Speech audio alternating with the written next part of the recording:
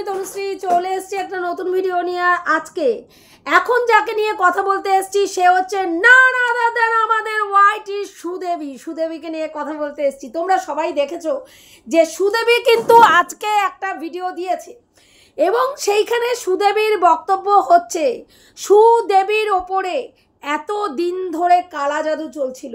তার শ্বশুর বাড়িরই কোনো না কোনো মানুষ, মানে সে কিন্তু ইনিয়ে বিনিয়ে এটাই বোঝানোর চেষ্টা করেছে যে তার শ্বশুর বাড়িরই কোনো লোক তার ওপরে এই কাজটা করছিল, যে নাকি তাকে বলেছিল নির্বংশ হবে, সেই অভিশাপটা তাকে দিয়েছিল, তারাই এই ধরনের কাণ্ড কারখানা করছিল।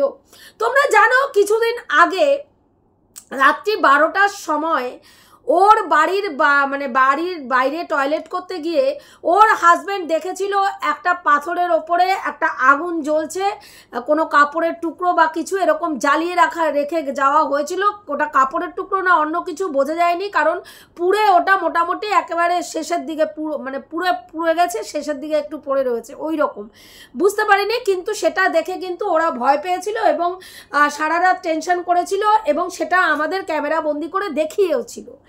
এবার বক্তব্য হচ্ছে তারপরে ও নাকি ওর যে স্বামী স্ত্রীর মধ্যে রাগারাগি হচ্ছিল তখন বাইরে ওর নাকি আরও দুটো ঘর ওদের অন্য ঘরে ঘুমাচ্ছিল, যেই ঘরের জানলাটা থেকে যে কেউ কোনো কিছু কালা জাদু বা তুকতাক করতে পারে এমন একটা জায়গায় ওর খাটের সঙ্গে খাটটাতে হাত দিলেই জানলা দিয়ে হাত দিয়ে খাটের ওপরে যে কোনো কেউ কিছু করতে পারে।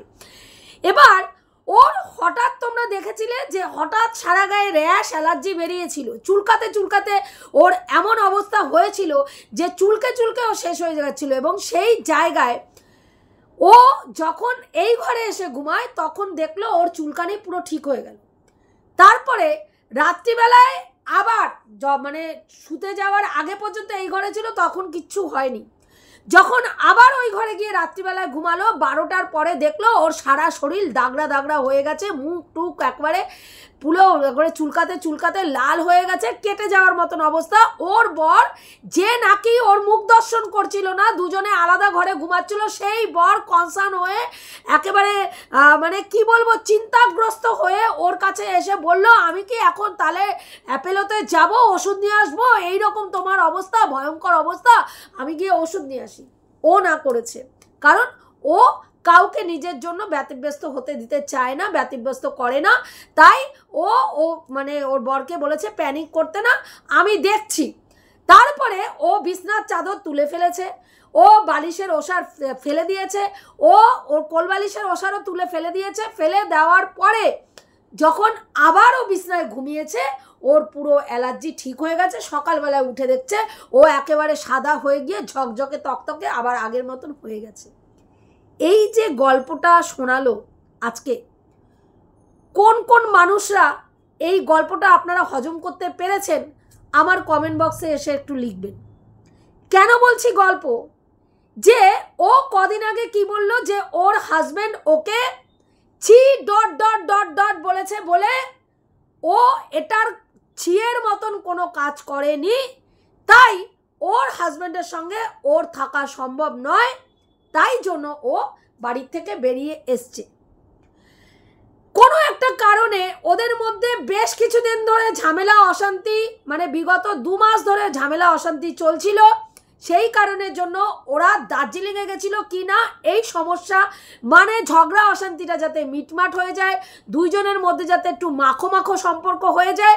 যদিও আমরা দার্জিলিংয়ে গিয়ে ওদের যে কোনো ঝামেলা হয়েছে, ওদের মধ্যে মনোমালিন্য হয়েছে, মুখ দেখাদেখি বন্ধ, একজন আরেকজনকে একেবারে পছন্দ করছে না, সহ্য করছে না, এরকম কোনো ভিডিও দেখে, কোনো ওর নাম কি বলে রিলস দেখে আমাদের কিন্তু মনে হয়নি। উপরন্তু আমরা দেখেছি মুখের সামনে চুল পড়ছে, স্বামী এমন করে চুল সরিয়ে দিচ্ছে, চশমা স্বামী পরিয়ে দিচ্ছে, পিৎজা স্বামী খাইয়ে দিচ্ছে। পরেই এসে শোনা গেল কি না ওখানে যাওয়া হয়েছিল সম্পর্কটাকে মজবুত করার জন্য, সেই সম্পর্ক তো মজবুত হয়নি, আরও উল্টো খান হয়ে ভেঙে পড়ে গেছে। সেই কারণের জন্য তারা কি করেছে, ওখান থেকে বাড়িতে আসার পরেই সিদ্ধান্ত নিয়েছে এই বাড়িতে ও আর থাকবে না। আজকে কি শোনা যাচ্ছে, এই বাড়িতে কালা জাদু হচ্ছে, যেটা নাকি ওর শ্বশুর শাশুড়ির মুখের দিকে তাকিয়ে ও বলেনি। যে মহিলা ইন্টারন্যাশনাল প্ল্যাটফর্মে দিনের পর দিন, হ্যাঁ, মানে দীঘাতে গিয়ে মদ খেয়ে মাতলামি করছে, রাস্তায় এখানে ওখানে গিয়ে নাচানাচি করছে, দেখেছো তোমরা? খুল্লা যেখানে সেখানে যত্রতত্র রিলস বানিয়েছে, দেখেছো? সেইখানে দাঁড়িয়ে শ্বশুর শাশুড়ির কথা ভাবেনি। বিজয় দশমীর মতন ভাইটাল দিন একটা সধবা মহিলার কাছে, যেটা খুব ভেরি ভেরি ভাইটাল, সেই দিনকে পর্যন্ত সে বিজয় দশমীর দিন ঠাকুর বরণ না করে ডিস্কে চলে গেছে, লাল জলের পার্টিতে, হ্যাঁ, কি করতে? ডান্স করতে, নাচতে, নাচার জন্য সেখানে সে বিজয় দশমীর দিন ঠাকুর বরণ না করে সেখানে চলে গেছে, শ্বশুর শাশুড়ির কথা ভাবেনি। যে মহিলা ইন্টারন্যাশনাল প্ল্যাটফর্মে একজন মহিলাকে তার ভাসুরের সঙ্গে শুইয়ে দিয়ে বাচ্চার জন্ম দিয়ে দিয়েছে, তারপরে কি জানি বলে শ্বশুরের সঙ্গে ছেলের বউয়ের সম্পর্ক একেবারে করিয়ে দিয়েছে, তার সেখান থেকেও বাচ্চা মানে বাচ্চার জন্ম দিয়ে দিয়েছে এবং সেই বাচ্চা অ্যাবনর্মাল তৈরি হয়েছে সেটাও বলেছে। কোনো একজন বৃদ্ধা মহিলাকে যে নাকি প্যারালাইসিস হয়ে গেছে, প্যারালাইজড হয়ে গিয়ে বিছনায় পড়ে গেছে, তাকে গণধর্ষিতা বলেছে, তখনও তার শ্বশুর শাশুড়ির কথা মনে হয়নি। একটার পরে একটা কেসকে বাড়িতে তিনবার সিভিল ড্রেসে পুলিশ আসছে, পুলিশ এসে হইচই করেছে, তারপরে তখনও শ্বশুর শাশুড়ির কথা মনে হয়নি।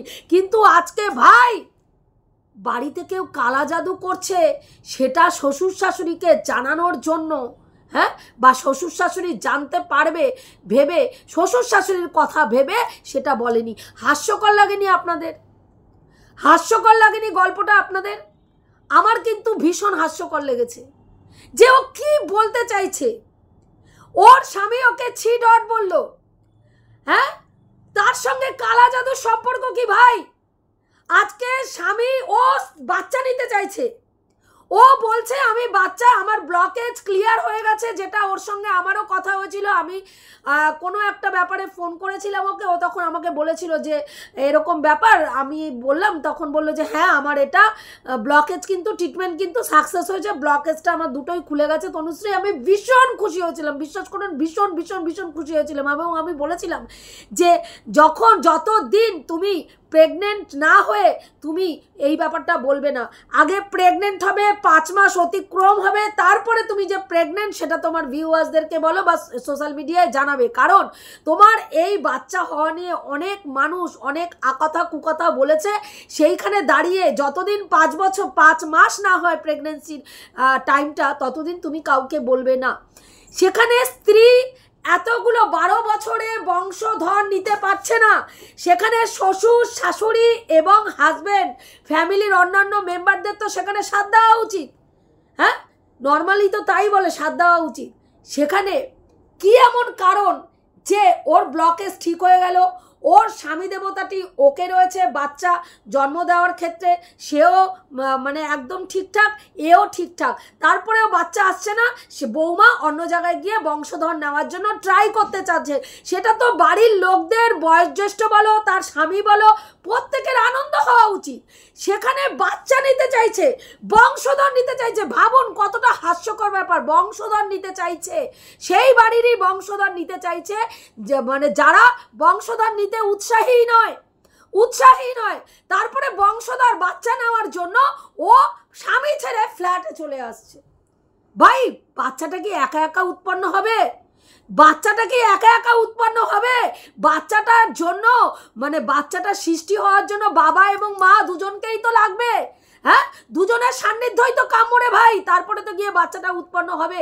সেখানে স্বামী ছেড়ে চলে আসলো বাচ্চা নেওয়ার জন্য, ও আলাদা জায়গায় ট্রাই করতে চাইছিল, স্বামী রাজি না, সেই জন্য রইল চললো ভোলা বলে ও স্বামীর মুখের ওপরে একদম সব কিছু ছুঁড়ে সংসার ছুঁড়ে থুপে দিয়ে ও স্বামী ছেড়ে ফ্ল্যাটে এসে উঠলো। আজকে বলছে আমি এই জীবনটাই, এই যে একেবারে বিনা বাধায় সারা দিন কাজ করতে পারবো, সারাদিন কাজ করবো মিন্স সকালবেলায় ঘুম থেকে 9টা-10টায় উঠবো, একটা তরকারি মানে মাছের ঝোল হোক, মাংস হোক, যাই হোক, বা ডিম হোক, ডিম হলে ডিম ভাত, মাছ হলে মাছ ভাত, আর যদি ভাত হয় তাহলে ভাতের সঙ্গে সকালবেলায় যদি সেটাও না হয় একটু বেগুন ভাজা, না হলে একটুখানি পটল ভাজা, হ্যাঁ, এইসব করে ভাতের সঙ্গে খেয়ে নেব, ব্যাস। আর তারপরে সারা দিন ওই ঘরটা মুছে নেব, রান্নাঘরটা পরিষ্কার করে নেব, তারপরে সারা দিন ভর আমি সোশ্যাল মিডিয়ায় ইউটিউব, ফেসবুক, ইনস্টাগ্রাম সব কিছুতে রিলস বানিয়ে যাব, নাচন কোদন করব, আর তার সঙ্গে মানুষের পিন্ডি চটকাবো। এটাই আমি চেয়েছিলাম, যেটা আমি ওই বাড়িতে বসে করতে পারছিলাম না। হ্যাঁ, আজকে সেইটা এখানে এসে আমি করতে পারছি, মানে আমাকে কেউ রোকটোক দিচ্ছে না। আচ্ছা বলুন তো, সকালবেলায় ওর হাজব্যান্ড সকালবেলা 8টা-8টার সময়, 8টা-8:30টার মধ্যে বেরিয়ে যায়, তারপরে বাড়িতে ঢোকে 10টার সময়, তারপরে ওর বাড়িতে কে গিয়ে, ওর শ্বশুর শাশুড়ি নিশ্চয়ই ওপর থেকে গিয়ে ওকে পোক করে না, ওকে নোংরা কথা বলে না। হ্যাঁ, তারা তাদের মতন তাদের কাজের লোক দিয়ে রান্না বান্না করায়, সেখানে তাদেরও কোনো দায়িত্ব কর্তব্য কিচ্ছু পালন করতে হয় না। ও ওর মতন নিচের ঘরে ভিডিও করে, ওনারা ওনাদের মতন ওপরের ঘরে থাকে। সেখানে দাঁড়িয়ে বলছে যে তাদের মান সম্মানের কথা চিন্তা করে। ভাই, মান সম্মানের কথা যদি চিন্তা করতে, ফ্ল্যাটে এসে আসতে না আসতে 7 দিনের মধ্যে লাল জলের পাটির ফোয়ারা রাত দুপুরে বাড়িতে মানে ফ্ল্যাটে চালাতে পারতে না, এবং এমন ফোয়ারা চালাতে পারতে না যে ফ্ল্যাটের মালিক রাত দুপুরে তোমার বাবাকে ভোর 4টার সময় ফোন করতে বাধ্য হতো, এবং সকাল না হতেই চোখ খুলতে না খুলতেই বাবা ফ্ল্যাটে এসে উপস্থিত হতো। এইসব ভণ্ডামির কথা না একটুখানি জায়গা মতন গুজে রেখে দাও। তোমার এইসব ভণ্ড গল্পতে কেউ, ভাটের গল্পতে কেউ বিশ্বাস করছে না, কেউ বিশ্বাস করছে না। আগে ড্যাশটা কেন তোমার বর বললো সেটার ক্লারিফিকেশন দাও। এটার সঙ্গে এটা যায় না, কোনো দিনও এটা হতে পারে না যে স্বামীকে আমি বাচ্চা নিতে চাইছি আর স্বামী আমাকে বলেছে। এটা ভাবুন তো, এটা সত্যিই হয়। অনেক মানুষই কিন্তু যেই সময় ওকে নিয়ে আমি সমানে বোঝাচ্ছিলাম যে সুদেবী, তুমি নিজের এইভাবে মান সম্মানটা খুইও না, নিজেকে খিল্লির পাত্র করো না, তুমি কিন্তু সবার কাছে খিল্লি হচ্ছ, তোমার ভিউয়ার্সরা তোমাকে বিশ্বাস করছে না। এবং সেখানে কিন্তু এটা এসেছিল, অনেকেই লিখেছিল যে তনুদি ও বাচ্চা নিতে চাইছে বলে, বা বাচ্চা অন্য জায়গায়, মানে এই বাড়িতে মানে কালা জাদু টাদু হচ্ছে বলে অন্য জায়গায় গিয়ে বা মানে আর কি বাচ্চা কাচ্চা নিতে চাইছে। সেখানে বাচ্চা কাচ্চা নিতে চাইলে তো ভাই স্বামীর দরকার, স্বামী ছাড়া বাচ্চা কাচ্চাটা হবে কি করে? এটাই তো মানে বোধগম্য হচ্ছে না। সেখানে বাচ্চা নিতে চাইছে স্ত্রী, তার জন্য আলাদা করে ট্রাই করতে চাইছে অন্য জায়গায় গিয়ে, স্বামীর খুশি হওয়া উচিত। সেখানে স্বামী খুশি না হয়ে স্বামী ওকে বললো কি আশ্চর্য কথাবার্তা, যেই কথার সঙ্গে একটা কথার সঙ্গে আরেকটা কথার কোনো লিঙ্ক নেই। মানে ও কি ভাবছে, মানে ওর মস্তিষ্কের বিকৃতি ঘটেছে নাকি ওর ভিউয়ার্সদের মস্তিষ্কের বিকৃতি ঘটানোর কারণ ঘটাতে চাইছে, সেটা আমি বুঝতে পারছি না। হ্যাঁ, এক এক সময় এক এক রকম কথা বলছে। কালকে মানে এর আগে বলল কি ও জীবনে প্রথমবার ট্রাই করেছে, লাল জলের ট্রাই প্রথমবার করেছে, অথচ ওর বোন এত বড় 750 ml মানে পুরো মদের বোতল নিয়ে ওর বোন চলে এসছে। সেই মদের বোতল কোথায় খেলো, কি হলো, কিভাবে শেষ হলো, কিচ্ছু দেখালো না। সেইটা সম্বন্ধে কোনো কিছু উচ্চবাচ্যই নেই। ও রাত্রিবেলায় খেয়ে টাল্লি হয়ে গেল 30 ml খেয়ে ও টাল্লি হয়ে গেছে।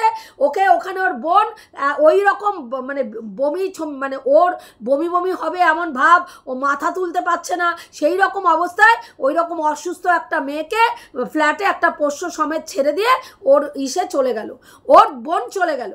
আজকে দেখা যাচ্ছে যে দেখবেন ওই রিম্পা ওর শর্ট চ্যানেলে একটা ক্লিপিংস তুলে দিয়েছে যে ও দীঘাতে গিয়ে যে লাল জলের পার্টি করেছিল, ফোয়ারা করেছিল, সেটা প্রমাণিত, ওখানে লাল জলের বোতল দেখা গেছে।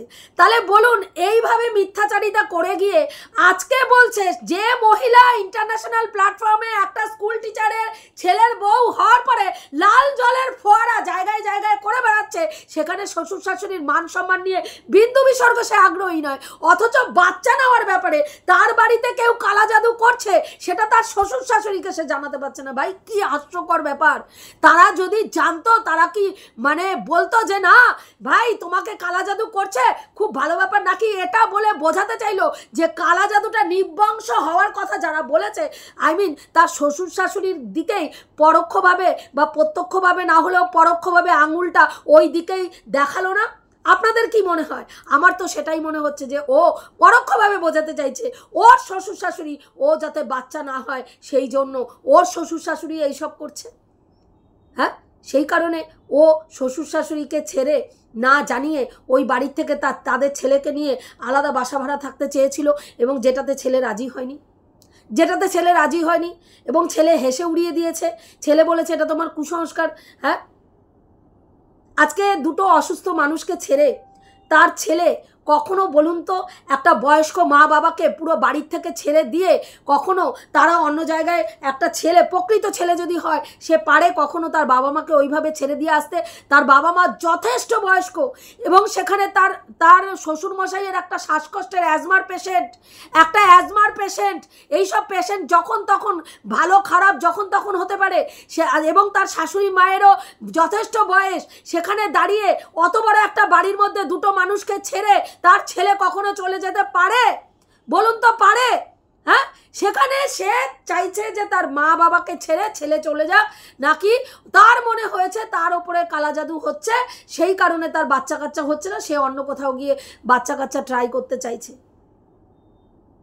এবং সেখানে ওর স্বামী ওকে ছি ... বলছে। কি অদ্ভুত গল্পটা লেগেছে আমার, ভীষণ অদ্ভুত গল্পটা লেগেছে। এমনভাবে বসলো যে ওর সঙ্গে কি কি হয়েছে তার পুরো ক্লারিফিকেশন দেবে। আরে ছি ডটটা কেন বলেছে তার ক্লারিফিকেশনটা দাও, মানুষ সেটা শুনতে চাইছে। নেশন ওয়ান্টস টু নো কেন ছি ... বলা হলো, সেটা আগে ক্লারিফিকেশন দাও। তারপরে তোমার ওপরে কালা জাদু হয়েছে না সাদা জাদু হয়েছে না লাল জাদু হয়েছে, তারপরে সেটা মানুষ দেখবে। একটা পরিবারে যদি কারো ওপরে কেউ কালা জাদু করে, তার সলিউশন বাড়ি ছেড়ে চলে যাওয়া। আমার নিজস্ব বাড়ি ঘর সমস্ত রেখে আমি ভাড়া বাড়িতে গিয়ে থাকবো কি না কেউ আমাকে কালা জাদু করেছে? তাহলে তো মানে এরকম অনেক বাড়িতেই এরকম কালা জাদুর ঘটনা ঘটে, তাদের তাহলে বাড়ি ঘর ছেড়ে রাস্তায় গিয়ে দাঁড়াতে হয় ফুটপাতে বাচ্চা কাচ্চা নিয়ে। আজকে যদি ইউটিউবের ইনকাম না থাকতো না, হ্যাঁ, ওই কালা জাদুর বাড়িতেই এত বছর 12 বছর কাটিয়ে দেওয়া হয়েছিল। 12 বছর ওই কালা জাদু যেই বাড়িতে হয়েছে সেই বাড়িতেই কাটিয়ে দেওয়া হয়েছিল। আর যেই ইউটিউবের ইনকামটা ফুলে ফেপে উঠেছে তখন আর ওই বাড়িতে থাকা যাচ্ছে না। কালা জাদু যদি হয়ে থাকে, কেউ যদি করে থাকে, সেটা কাটানোরও প্রসেস আছে। সেটা ভালো কোনো অ্যাস্ট্রোলজির সঙ্গে যোগাযোগ করে বা কোনো তান্ত্রিকের সঙ্গে যোগাযোগ করে সেটা দেখাই যেত যে ভাই আমার বাড়িতে এরকম হচ্ছে, আমার এই প্রবলেম হচ্ছে। সে বলছে আমি বিশ্বাসই করি না এইসব, অথচ সে বলছে আমার ওপরে যখন এগুলো আমার শরীরের ওপর দিয়ে হলো, কি হলো না অ্যালার্জি হয়েছে একদিন, সেই অ্যালার্জিটা আমি বিছনার চাদরে যেই শুয়েছি তখনই আমার অ্যালার্জিটা শুরু হলো, বিছনার চাদর সরিয়ে দেওয়ার পরে ঠিক হয়ে গেল। তার মানে আমার উপরে কালা জাদু হয়েছে, সেই জন্য কি করতে হবে, আমাকে বাড়ি ঘর সব ছেড়ে স্বামী টামি ছেড়ে একেবারে আলাদা গিয়ে আলাদা ফ্ল্যাট ভাড়া নিয়ে থাকতে হবে। অদ্ভুত গল্প শুনছি, যেই গল্প মানুষকে খাওয়াতে গেলে মানুষ বমি করে ফেলে দেবে। তার মানে কি পরোক্ষভাবে ও এটাই বোঝাতে চাইলো যে ওর শ্বশুর শাশুড়ি ওর গর্ভের কোনো সন্তান বংশধর আসুক সেটা চায় না। হ্যাঁ, কারণ কালা জাদুটা রাত্রিবেলায় 12টার সময় ও বোঝাতে চাইছে কে করবে, নির্বংশ হয়েছে বলছে, কে করেছে সেটাও জানে। পাড়া প্রতিবেশী নিশ্চয়ই করলেও ছেড়ে দেবে না ওর মতন মানুষ। আপনাদের কি মনে হয় যে ভিডিও করতে এসে মানুষকে নগ্ন করে পুরো ওয়াইটিতে একেবারে মানে তার পুরো প্রাণ চলে যায় এরকম পরিস্থিতি করে, সে যদি জানতো তার পাড়া প্রতিবেশীর মধ্যে কেউ এই কাণ্ড ঘটিয়েছে, হ্যাঁ, তাহলে আপনাদের কি মনে হয় তাকে সে ছেড়ে দিত? শ্বশুর শাশুড়িকে জানায়নি, কারণ শ্বশুর শাশুড়ির কথা চিন্তা করে জানায়নি যে ভাই শ্বশুর শাশুড়ির আজকে এমন পরিস্থিতি যে তার শরীর খারাপের জন্য তার আত্মীয়কে ডেকে তার ওষুধ জানতে হচ্ছে, ওষুধ আনাতে হচ্ছে, তার বাড়িতে ছেলের বউ মানে ছেলে থাকা সত্ত্বেও তাকে অন্য লোকের সাহায্য নিতে হচ্ছে। হ্যাঁ, এবং তার চোখের অপারেশনের সময় তাকে বোনের বাড়িতে গিয়ে চোখের অপারেশন করাতে হয়েছে, সেখানেও বৌমাটি কোনো দায়িত্ব নিতে পারেনি। কারণ তোমরা সবাই জানো চোখের একটা অপারেশন হলে তাকে সময় মেনটেন করে দিনে 6 বার দিনে 8 বার এরকম করে ওষুধ দিতে আসতে হয়। তারপরে শেষে গিয়ে 2 বার, তারপরে 1 বারে গিয়ে তারপরে ওষুধ বন্ধ হয়। সেখানে সেই দায়িত্বটাও মানে বৌমাটি নিতে পারেননি, ওনাকে ওনার বোনের বাড়িতে থেকে ট্রিটমেন্ট করাতে হয়েছে। সেখানে শ্বশুর শাশুড়ির কথা চিন্তা করে নাকি ও এই কথা বলেনি। আজকে তোমাদেরকে পরিষ্কার পরিচ্ছন্ন সবটা ক্লিয়ার করলো। রুনাদিকে কালকে কি বললো? ঢলানি মাসি বললো।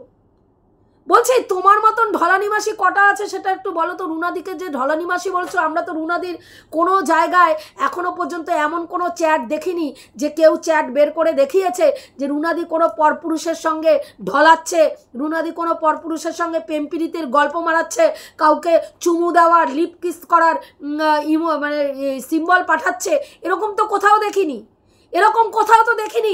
হ্যাঁ, তাকে ঢলানি মাসি বলছো কি না?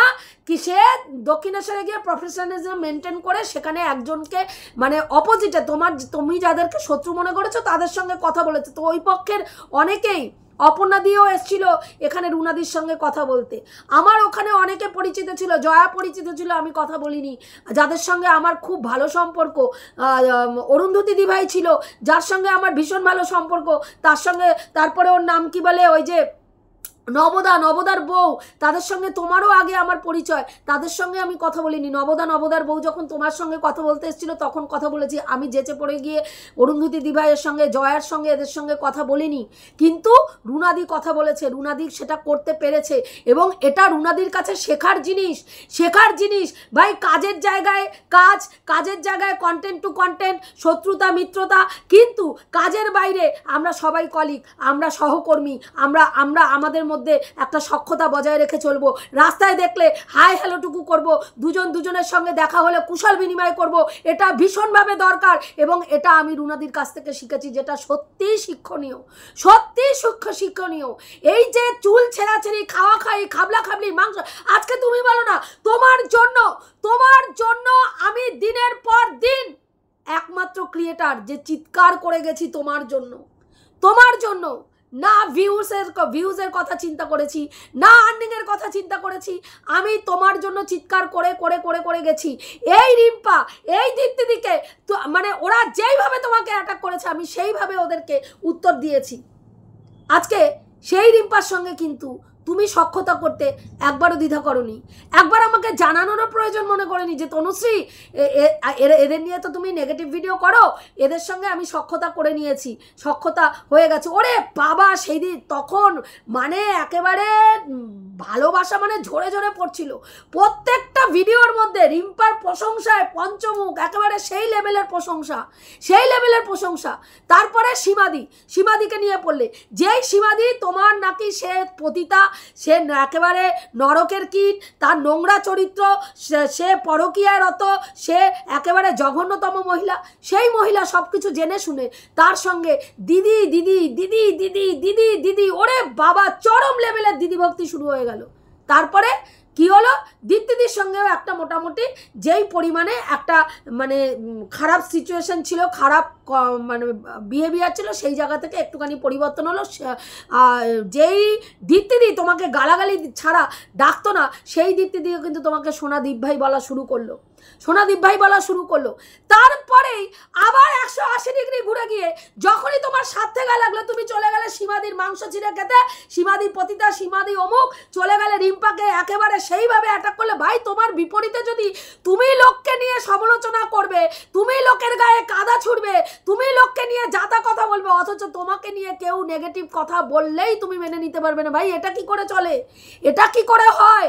রুনাদি কি তোমার উপরে মানে দাসখত লিখে দিয়েছিল তোমাকে নিয়ে যে তোমার মিটআপে যাব মানে তোমার মিটআপে যারা আসবে তাদের সঙ্গেই কথা বলবো, অন্য কারোর সঙ্গে পরিচয় থাকলেও আমি কথা বলবো না, অন্য কাউকে আমি চিনবো না, কারণ আমি তোমার মিটআপে এসছি, তুমি যেমন বলবে, উঠতে বললে উঠবে, বসতে বললে বসবে।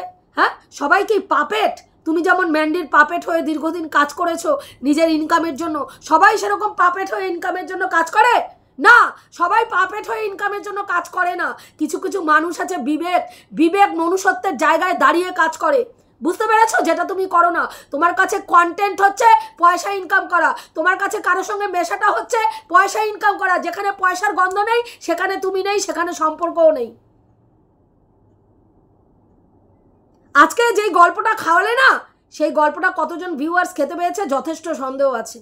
যথেষ্ট সন্দেহ আছে। তোমার ভাটের গল্প তুমি আর ওই তো মানে তোমার একেবারে অন্ধ ভিউয়ার্স যারা মানে কোনো কিছু চিন্তা করার জায়গাতেই নেই, তারা ছাড়া আমার মনে হয় না কেউ বিশ্বাস করেছে। তো যাই হোক, এইটুকুই বলার ছিল। আর অন্যকে ঢলানি বলার আগে নিজে কত বড় ঢলানি সেটা আগে দেখো। তোমার মতন ঢলানি গিরি, ঢলানি বৃত্তি এই পর্যন্ত একটা ক্রিয়েটার করেনি। দিনের পর দিন যারা পরকিয়া করেছে, যেই সব মহিলারা তাদের সঙ্গে বয়ফ্রেন্ডগুলোর সঙ্গে তুমি ঘন্টার পর ঘন্টা ফোন আলাপ করেছো, ঘন্টার পর ঘন্টা কথা বলেছো, তাদের সঙ্গে চ্যাটিং, এমনও কিছু কথা বলেছো যে ফোকলা চরণের মতন ছেলে এসে তোমাকে থ্রেট দিচ্ছে যে তোমার টুটিটা ওর হাতের মধ্যে ধরা রয়েছে, মুখ যদি বেশি খোলো তাহলে তোমার পোল পুরো খুলে রেখে দেবে। দেখাও তো একটা অন্য কোনো ক্রিয়েটারকে এইরকম কোনো পুরুষ এসে এরকম থ্রেট দিতে পেরেছে নাকি? ইন্টারন্যাশনাল প্ল্যাটফর্মে দিতে পেরেছে নাকি? হ্যাঁ, তোমার চ্যাট আজকে অন্য একজন বিবাহিত পুরুষ বের করে দেখাচ্ছে যে তুমি তাকে বলছো তুমি যদি আমার কমেন্টটা না দাও, না কমেন্ট না করলে অভিমানী হয়ে পড়ি। তারপরে ঠোঁটের চুমুর রিয়াকশান সেখানে। হ্যাঁ, এটা যদি অন্য কেউ করতো না, তাকে উলঙ্গ করে বডির প্রত্যেকটা পার্টের কি সাইজ, হ্যাঁ কোথার কোন সাইজ পুরো মাপিয়ে তাকে দেখিয়ে দিতে। বুঝতে পেরেছো? নিজে করেছো তো, তার জন্য আর সেটাকে তোমার খারাপ মনে হচ্ছে না। এগুলো তো হতেই পারে। আমি এরকম চুমুর সিম্বল কত মানুষকে দিই, মানে সর্ব জায়গায় দিয়ে বেড়াই এরকম চুমু। আমরা দিয়ে বেড়াই না তো? একটা বিবাহিত মহিলা একটা বিবাহিত পুরুষকে এরকম চুমু দিতে পারে? হ্যাঁ, এটা আমাদের বোধগম্যের বাইরে। বুঝতে পেরেছো? কাজেই তুমি আগে কত বড় ঢলানি সেটা তুমি দেখো, তারপরে অন্যের দিকে আঙুল তুলে তাকে ঢলানি বলবে। বুঝতে পেরেছো? তো যাই হোক বন্ধুরা, এইটুকুই বলার ছিল। রাখছি, দেখা হবে নেক্সট ভিডিওতে। প্রত্যেকে ভালো থেকো, তনুশ্রীদির পাশে থেকো।